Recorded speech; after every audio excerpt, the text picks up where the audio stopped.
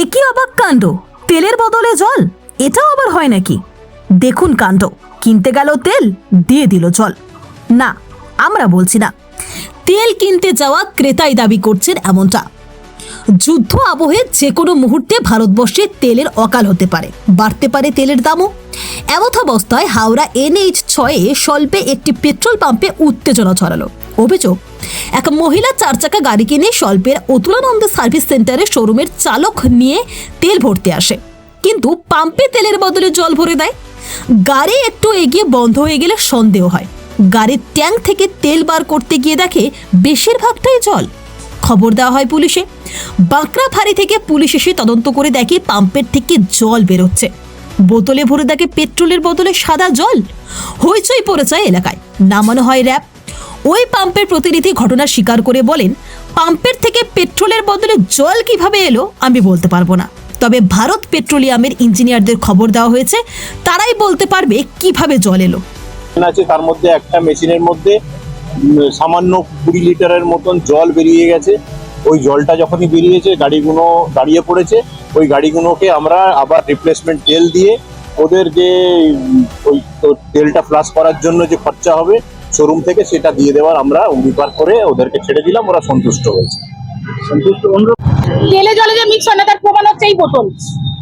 আমি শোরুম থেকে গাড়ি কিনেছি, শোরুম থেকে আমাকে বলেছে যে এখান থেকে জল তেল নিতে, কিন্তু তেলের জায়গায় জল নিয়ে নিয়েছি স্যার।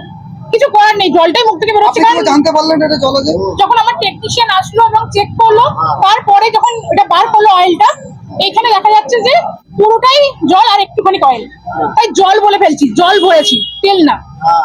তো আমার দাবি এটাই, আমি তো এখানকার মানুষ না, আমি বাইরে থেকে এসেছি।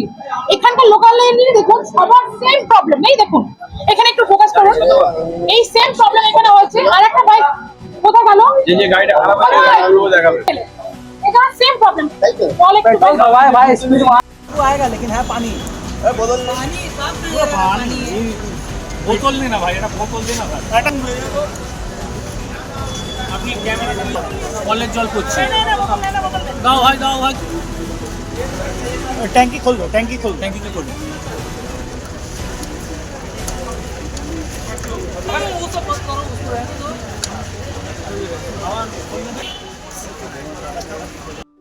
পাইপ লাইনে কোন লিকেজ হয়েছে তাই স্যার ওটা হয়েছে।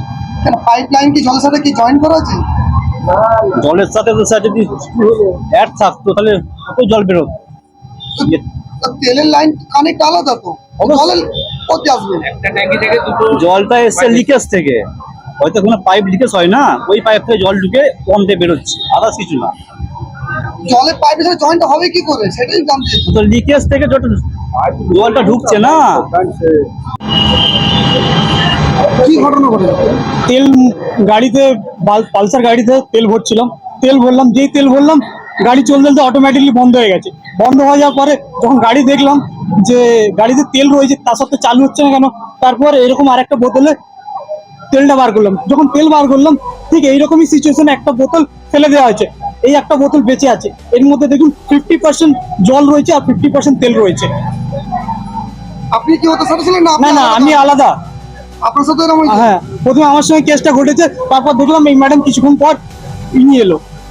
নাকি আপনার বোতলে আগে জল ছিল? না না, আমার তো মানে গাড়িতে জল থাকলে তো গাড়ি স্যার কি করে নিয়ে চালিয়ে আসবো আমি। কজনের সাথে হয়েছে এরকম? এইরকম আমার সঙ্গে এনার সঙ্গে হয়েছে, আর জানি না স্যার তার সাথে।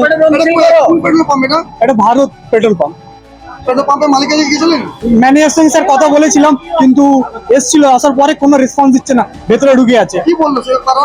তারা বলছে আমরা ফোন করছি খালি। এর আগেও স্যার এরকম ঘটনা হয়েছিল, পেট্রোলে কেরোসিন তেলের গন্ধ আসছিল। আমি এখানকার লোকাল বাসিন্দা স্যার, আমাদের বিচার চাই। আপনি কোথায় আসতেন? আমি ওই বাঁকড়া সর্দারপাড়াতে। আপনার নাম? আমার নাম দানিশ ইসলাম।